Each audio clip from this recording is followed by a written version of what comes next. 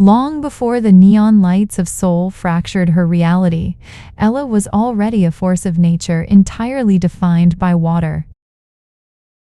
Born in Atlanta to a proud Nigerian mother who instilled in her an unshakable spirit and an Atlanta-bred father who taught her the value of relentless hustle, Ella possessed a striking, sun-kissed, mixed complexion and a physical endurance that left competitors in her wake. To the rest of America, she was simply the reigning swimming champion, a disciplined athlete whose life was neatly measured in chlorinated pool lengths, split-second lap times, and the heavy pursuit of gold. She believed science and muscle ruled her world. She believed water was just an element to conquer. Until the dream came, exactly 7 days ago. She woke up in a cold sweat, her heart hammering against her ribs. The taste of salt and the phantom pressure of lips still lingered on hers. What kind of madness was that? Why does my skin still feel the electric current of a stranger's touch? Is it just exhaustion? Am I spending too many hours staring at the blue tiles of the pool? Does loving the water finally mean my mind is starting to fracture? For an entire week, the dream haunted her waking hours, a persistent hum beneath the routine of daily practices. 7 days later, her phone buzzed on the kitchen counter. It was her coach, Arrow. "Pack your bags," Ara said over the line, brisk and demanding. "You're heading to South Korea in 2 weeks for the international tournament. Represent us well, like you always do." The days blurred into packing lists, long-haul flights, and the heavy thrum of jet lag. Upon landing, she checked into a luxury suite situated right along the magnificent Han River, where the glittering city lights danced across the wide, dark currents flowing through the heart of Seoul. Settled in her room on her first night in the country, the restless pull of the water proved too strong to ignore. Drawn like a magnet to the moonlit edge of the river, she slipped into the cool currents for a midnight swim to shake off the travel fatigue. The water felt alive, heavier, deeper, and infinitely more mysterious than any chlorinated pool. Suddenly, a shadow shifted beneath her. A figure rose from the depths, a merman, breathtaking, powerful, and utterly impossible. Terror seized her chest. Her breath hitched, panic tearing through her logic.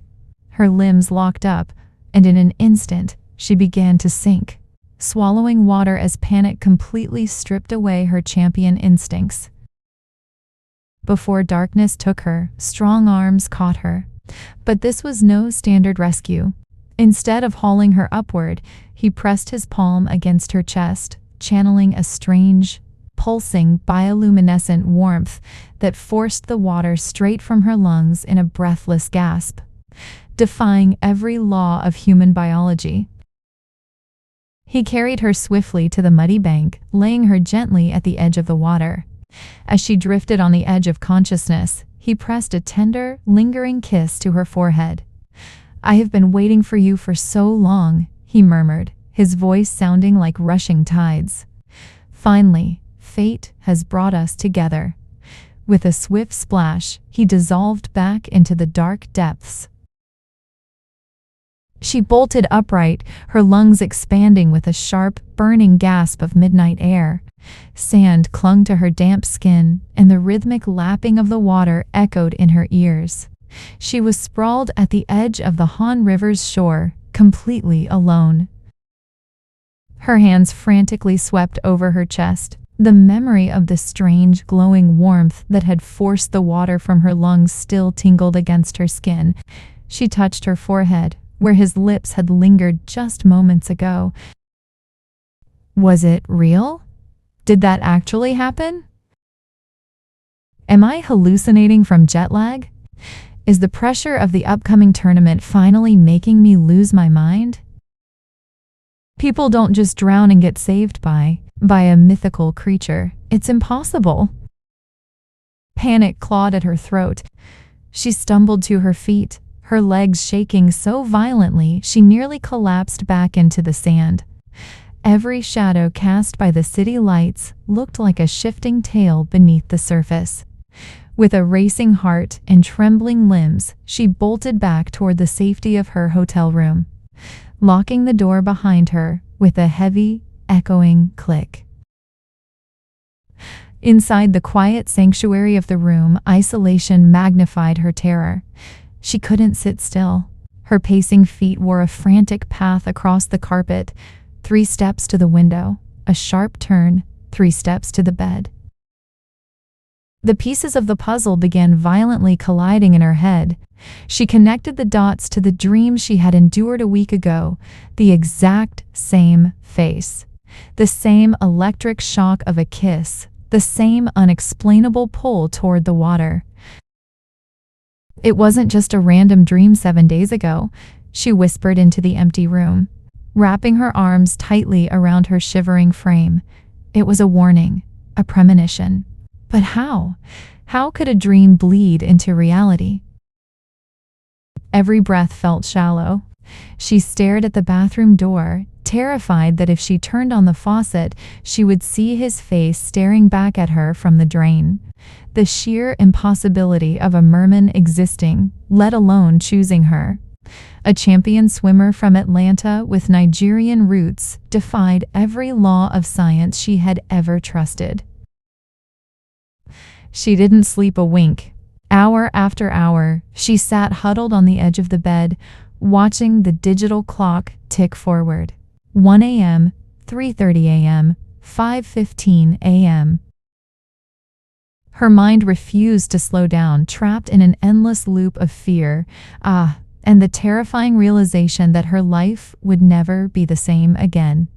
When the first pale rays of sunrise finally filtered through the hotel blinds, painting the Seoul skyline in shades of gold and gray, she was still awake, her eyes wide, waiting for the dark waters to call to her once more.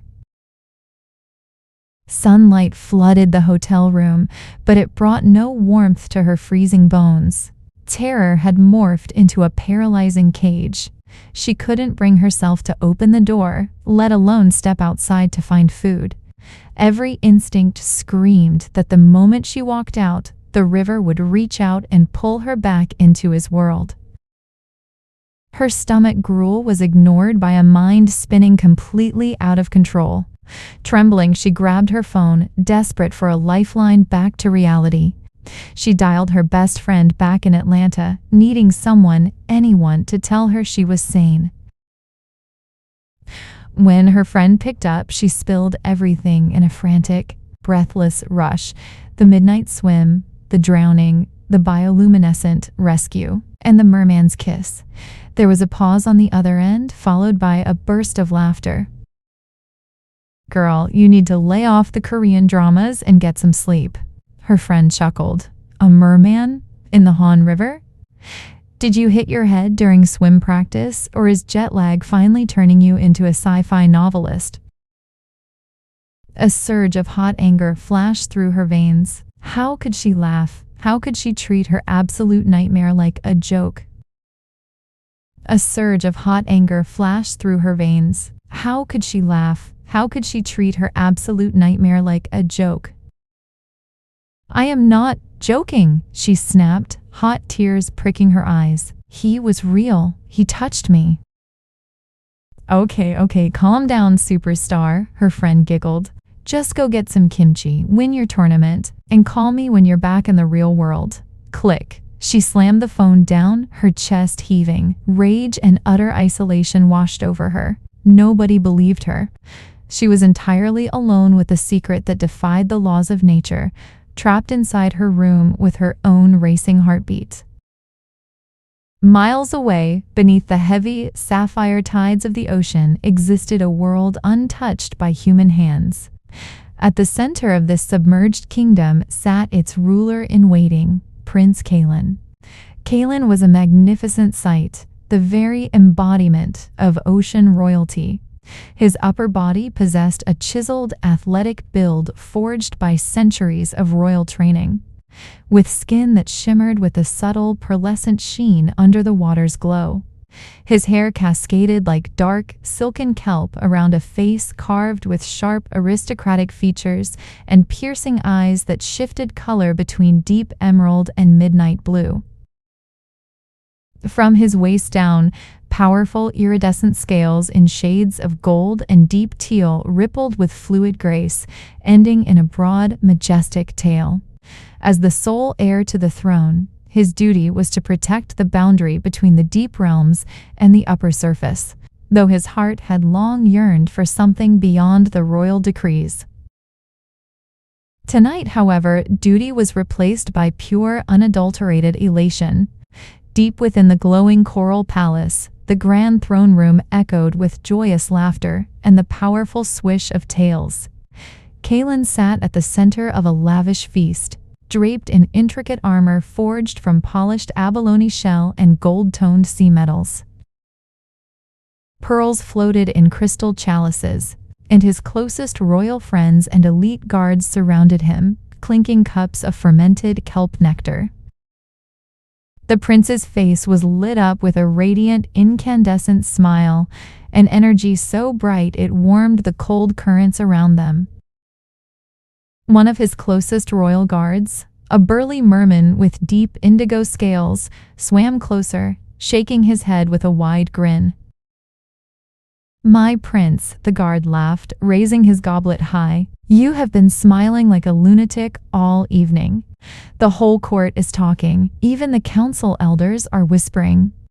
Care to share why our future king looks like he has conquered the entire ocean?" Kaelin let out a rich, booming laugh that sent ripples through the water, his eyes flashing with triumphant joy. "I found her," Kaelin declared, his voice echoing off the ancient stone pillars of the palace. "After all these years of searching the upper tides, I finally found her." Murmurs of shock and excitement rippled through the gathering. The friends crowded around him, their tails thrashing in anticipation. "You found her? The one from the prophecies? Where? How?" Another friend pressed eagerly, leaning in close. "Is she a water spirit? A coastal princess?" Kaelin smirked, holding up a hand to quiet them, his chest swelling with fierce pride. "Ah, patience, my friends," the prince chuckled, taking a slow sip from his chalice.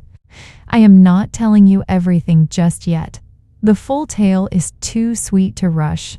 But mark my words, when the time is right, you will all feast with me on land and sea alike." He looked around the grand hall, his heart racing with a joyful, unstoppable momentum. "For now," Kaelin shouted, raising his cup higher as cheers erupted through the throne room, "let us drink and celebrate. The crown will soon be mine, and with it, the queen I have waited a lifetime to claim, to the future." Deep beneath the sapphire tides, amidst the fading echoes of celebration, Prince Kaelin suddenly froze. A sharp, invisible tug pulled at his chest, an ancient, mystical bond shared between kindred souls of the water. When a true mate is in profound distress, the sea itself carries the alarm. Kaelin felt a sudden wave of heavy restlessness wash over him, cutting through his joy like a cold blade. He knew that raw, panicked energy anywhere in the currents. It was Ella.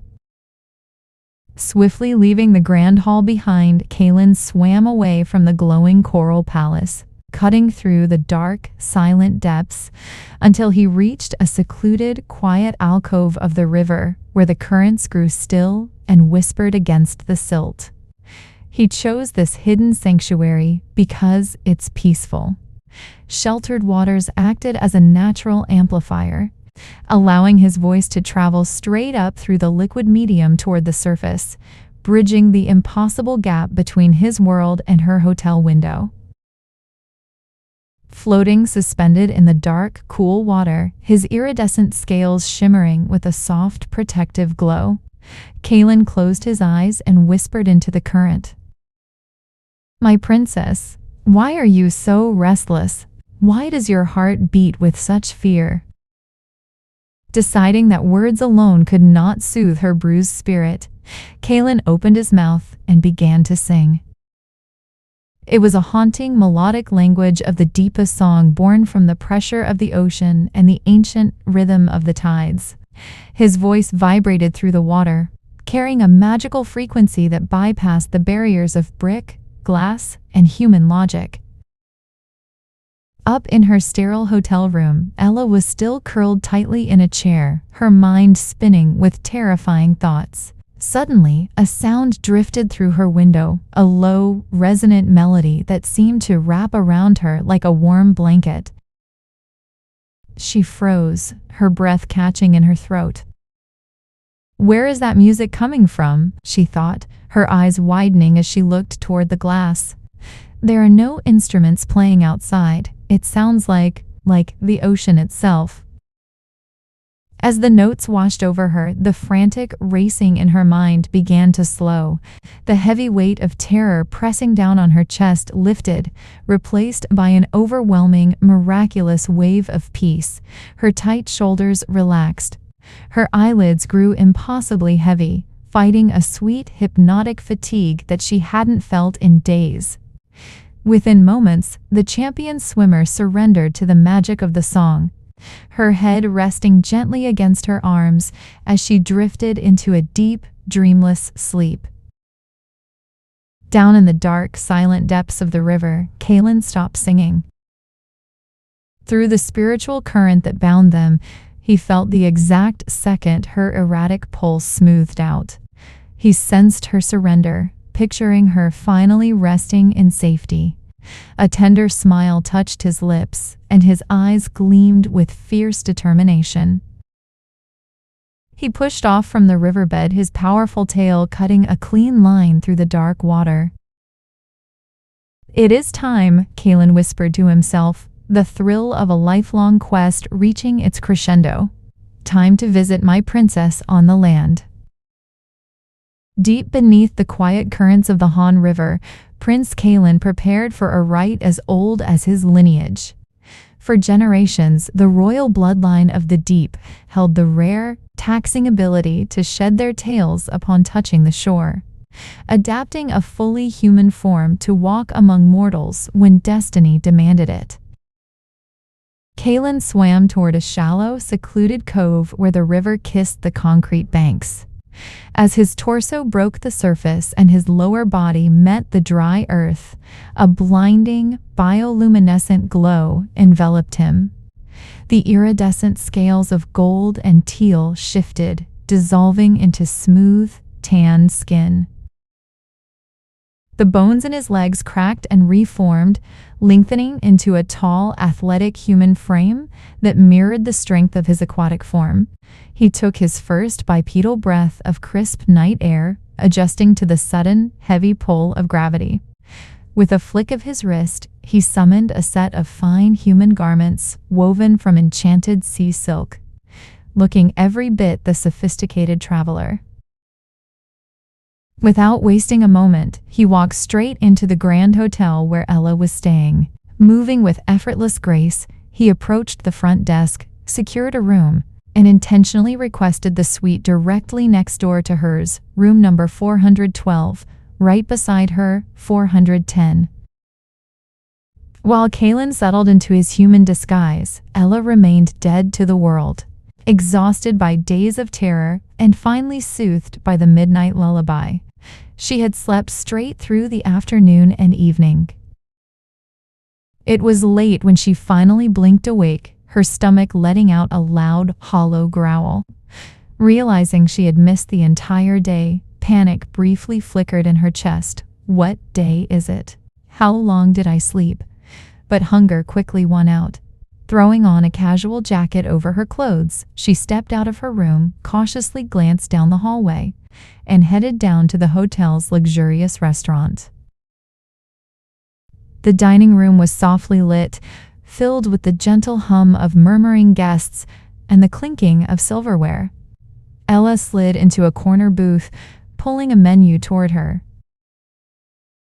As she ordered, she felt an intense, inexplicable weight pulling her gaze across the room. Sitting a few tables away was a man with sharp, aristocratic features, piercing eyes that shifted like the deep ocean, and thick, dark hair. It was Kalen in his human guise, though she didn't yet recognize the face that had haunted her dreams.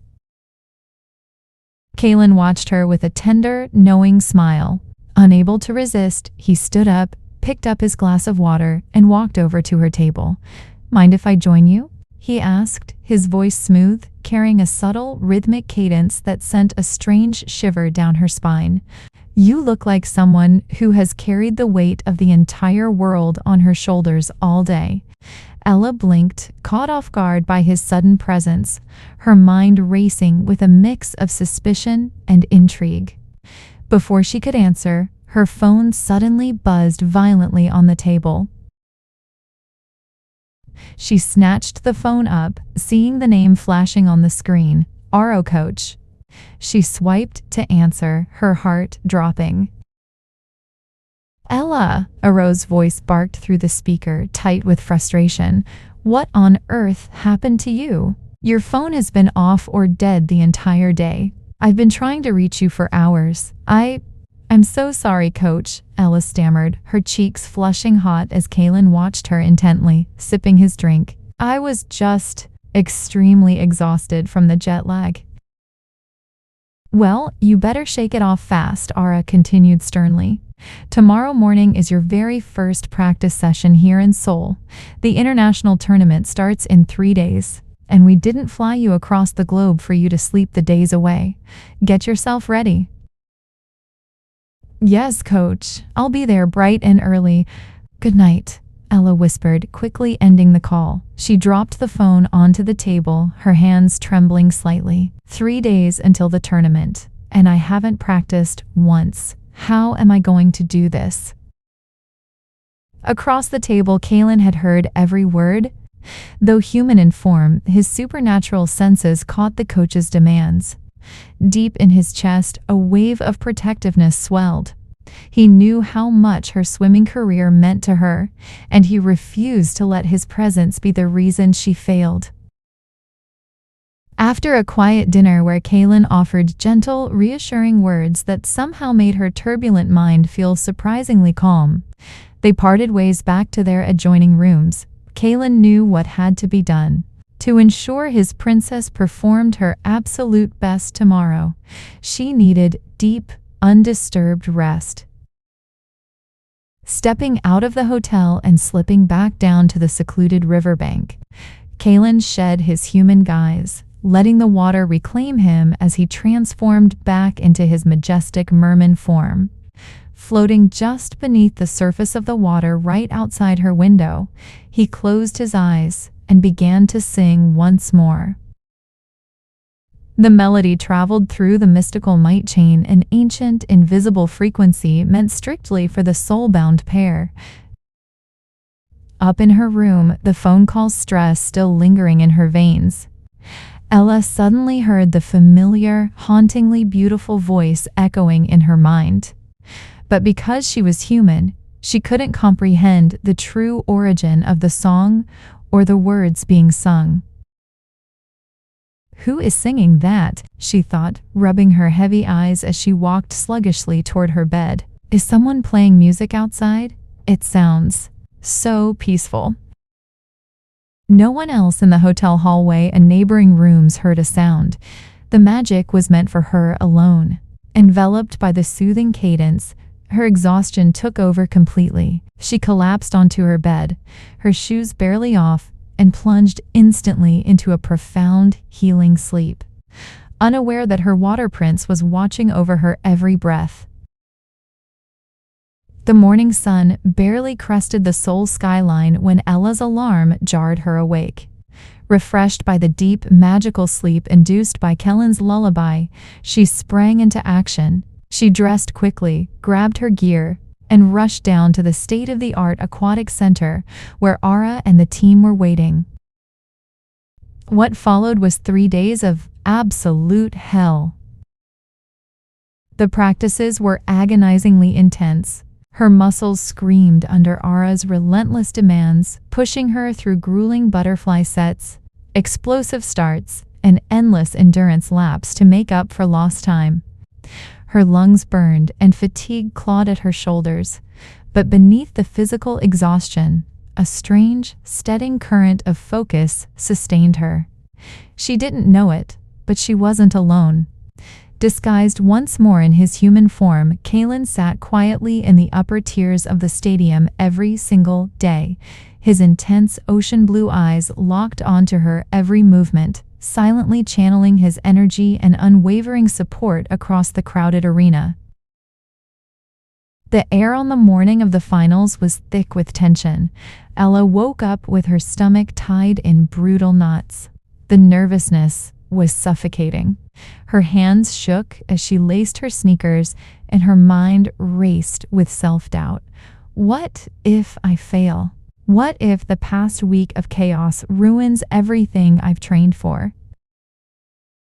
Arriving at the massive, packed stadium, the roar of the crowd hit her like a physical blow. The flashing lights, the sea of cheering spectators, and the towering scoreboard amplified her fear into a full-blown panic. She stood shivering by the poolside, on the verge of hyperventilating. From the front row of the stands, Kalen felt her sharp spike of terror. Closing his eyes, he focused his energy, projecting a soft, telepathic wave of soothing warmth straight to her soul. A phantom touch of the river's calm that instantly dissolved her racing heartbeats.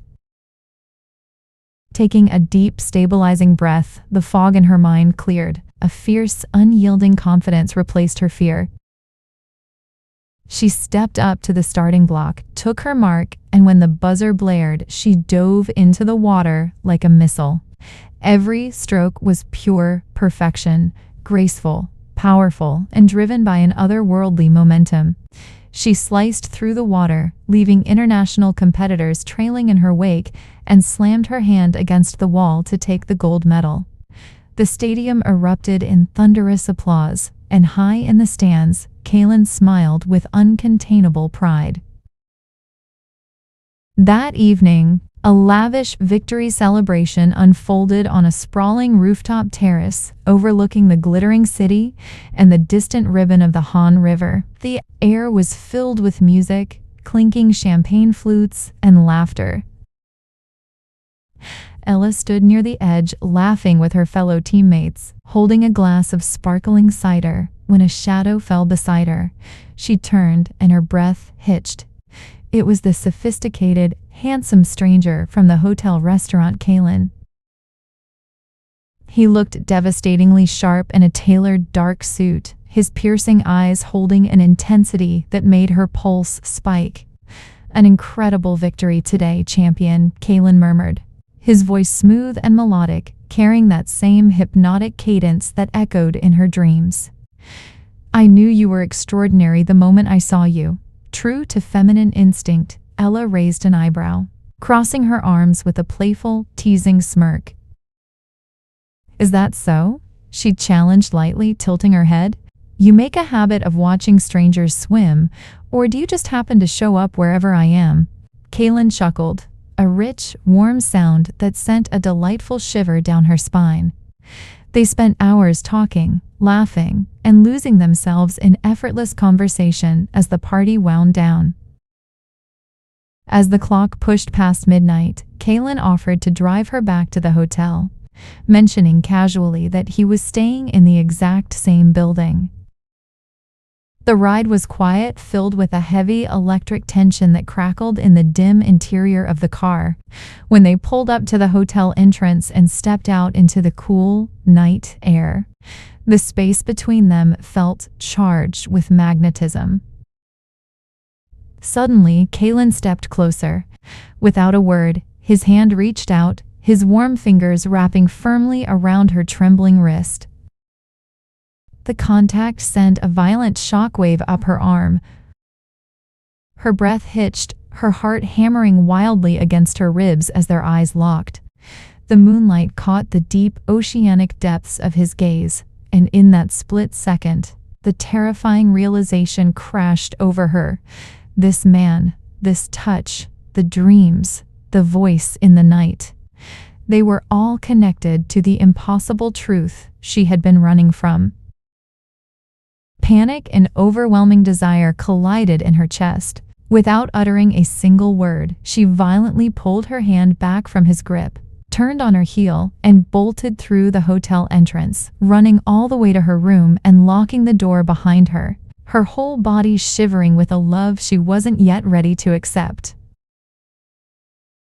Inside room 4/110, the door was double locked, but it offered zero protection against the riot happening inside Ella's head. She paced the floor like a caged tigress, her bare feet padding frantically against the carpet.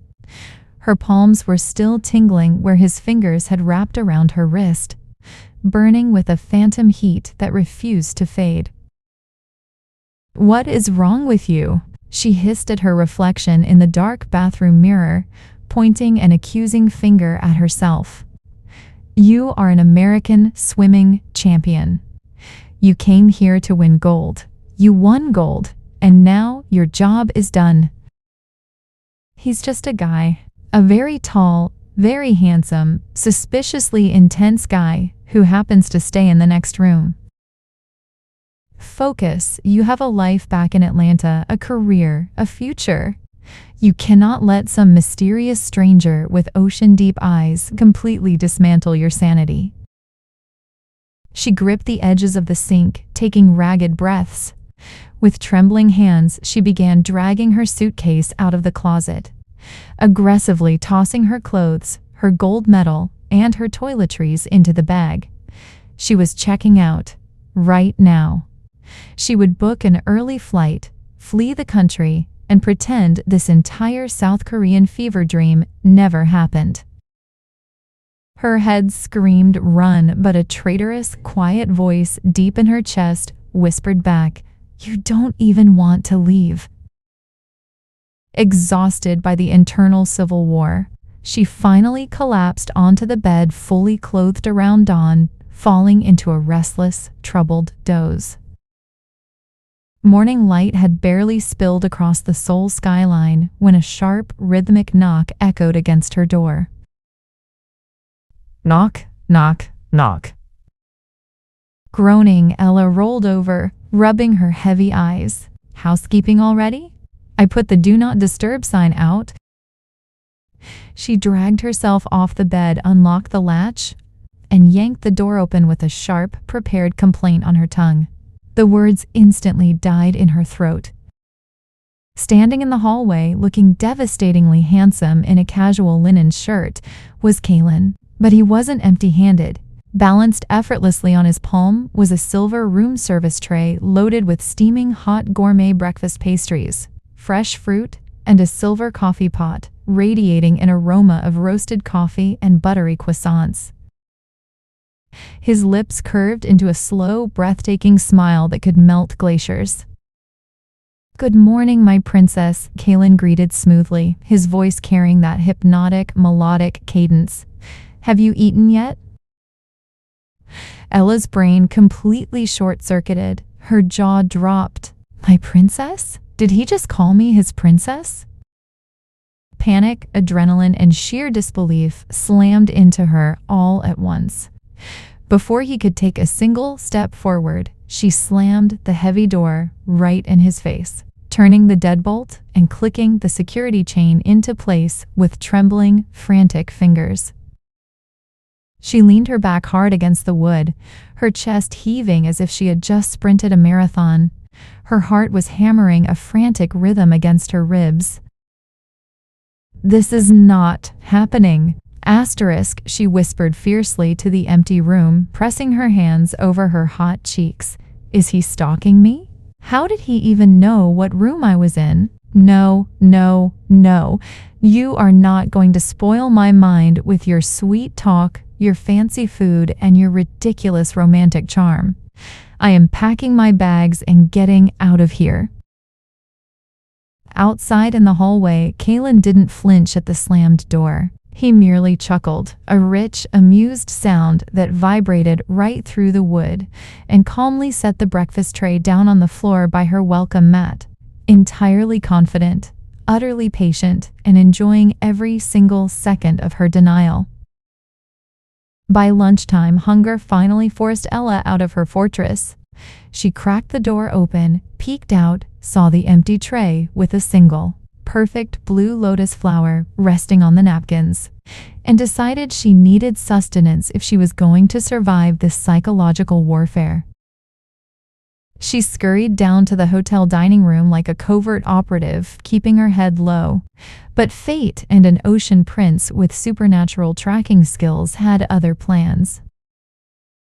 She walked into the restaurant, scanned the room, and locked eyes with Kalen. He was sitting at a corner table, casually sipping tea, looking like a high-fashion model waiting exclusively for her. The moment their eyes met, a slow, knowing grin spread across his face.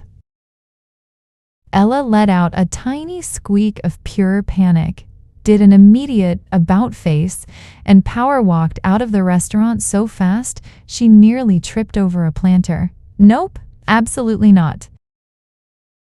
Determined to find peace, she decided to clear her head by walking down to the banks of the Han River in the evening. Surely he wouldn't be by the open water, right? Wrong.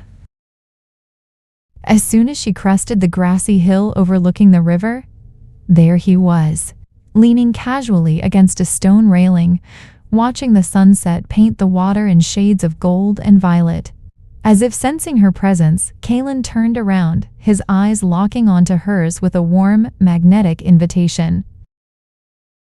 Ella froze like a deer in headlights. "Are you actually kidding me right now?" she muttered to herself, her eyes wide. "Does this man live in the water, the hotel, and my subconscious simultaneously?" Without missing a beat, she spun on her heel and sprinted back toward the hotel, her sneakers thudding against the pavement as she fled in full retreat. Back in the safety of her room, she locked the door, sliding down the wood until she hit the floor, burying her face in her hands. Her head was screaming that he was a crazy stalker. Her pride was telling her to run back to Atlanta, but her erratic, wildly beating heart was whispering a terrifying truth. Kalen wasn't just pursuing her. He was sweeping her off her feet with the most dramatic, absurdly romantic, and thoroughly unstoppable campaign the human and marine world had ever seen, and she was running out of places to hide. The second day arrived with an unusual, heavy, quiet, no knock on the door at dawn, no surprise breakfast tray, no sudden sightings by the Han River or the hotel corridors. Kalen was completely, bafflingly gone. Ella spent the day pacing her room, peering out the window, and checking the hallway. To her utter shock, instead of feeling relieved, a strange hollow ache settled in her chest. "Where is he?" she thought, staring at the empty space by her welcome mat. Did he finally give up? Did I scare him off? Deep down, the absence of his relentless, absurdly romantic stalking didn't feel peaceful. It felt lonely.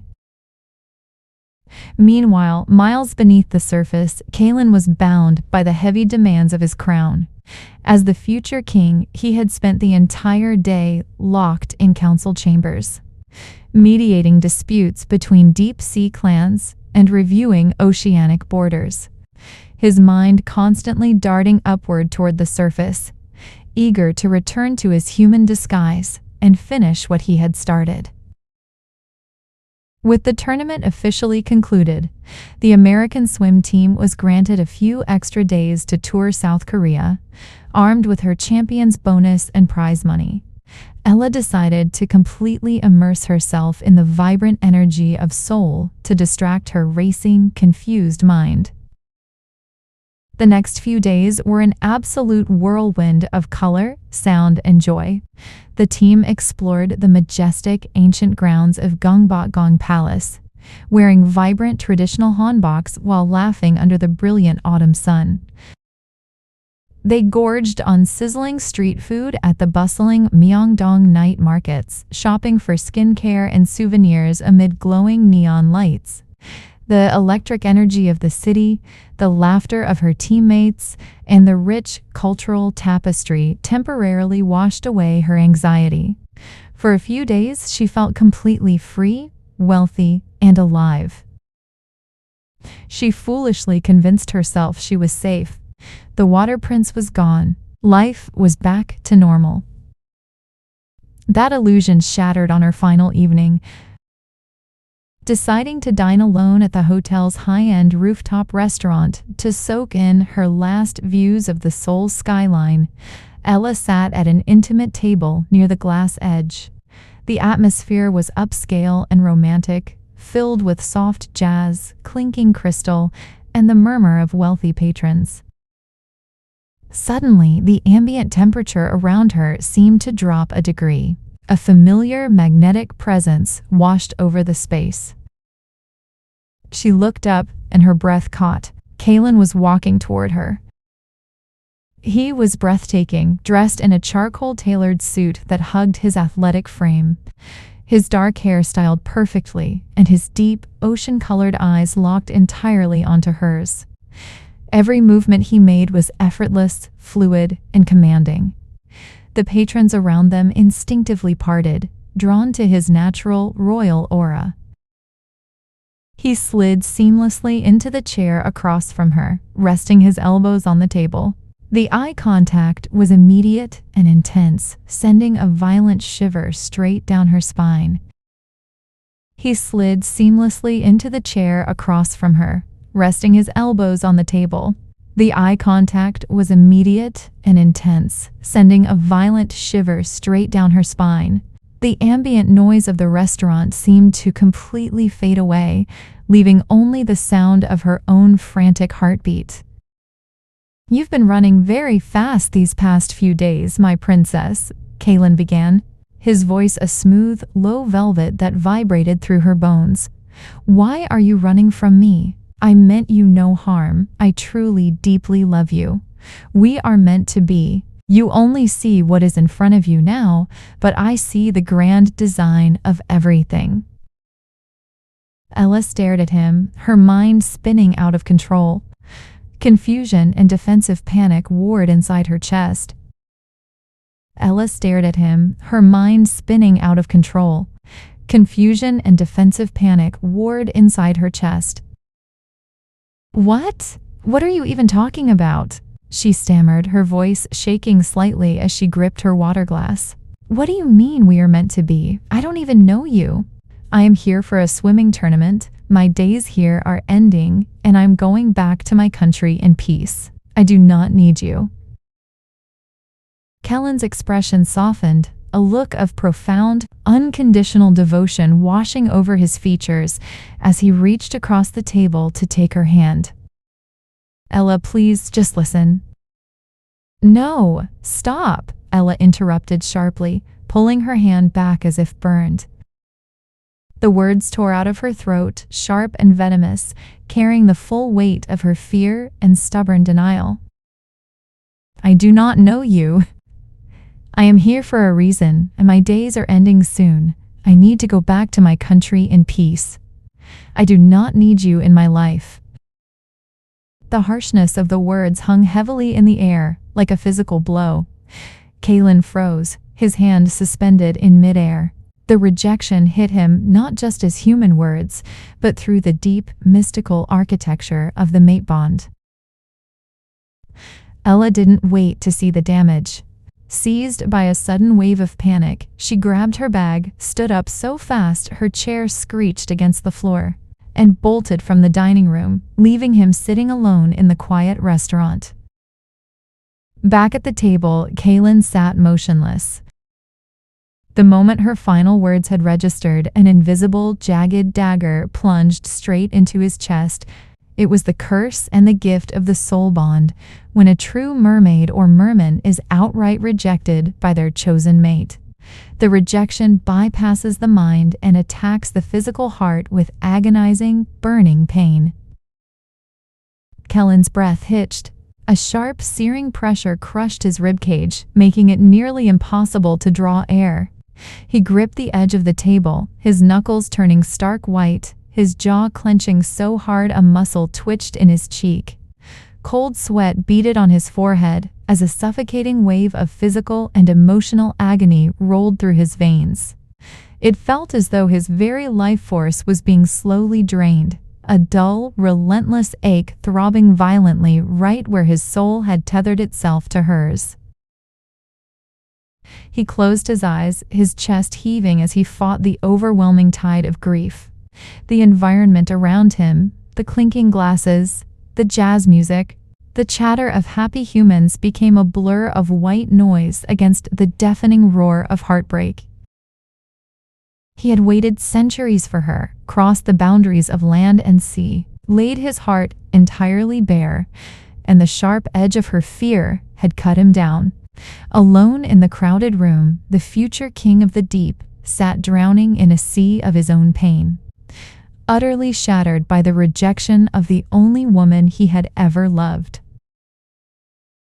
What began as a quiet dream in Atlanta violently collided with the tides of soul, dragging an American swimming champion into a world of impossible magic. Ella came to South Korea seeking gold and glory, but she found herself hunted, not by a monster, but by a powerful, love-struck water prince willing to defy the boundaries of land and sea. From the midnight rescue in the Han River and secret lullabies echoing through hotel walls to the overwhelming intensity of their rooftop confrontation, Kalen laid his centuries-old heart at her feet. Yet, driven by fear and a desperate need for normalcy, Ella struck back with words sharp enough to sever the ancient bond. As Kalen sits alone in the dimly lit rooftop restaurant, his chest crushed by the agonizing physical backlash of his mate's rejection, the ultimate price of love hangs in the balance. When the mystical bond itself begins to break under the weight of human fear, can a prince of the deep survive a broken heart? And what happens when Ella finally realizes that running away from the ocean means running away from her own destiny? Did Kellen's devotion win your heart, or do you think Ella was right to protect her peace? Drop a comment below with your thoughts on how Ella should react when she discovers the true depth of the prince's pain.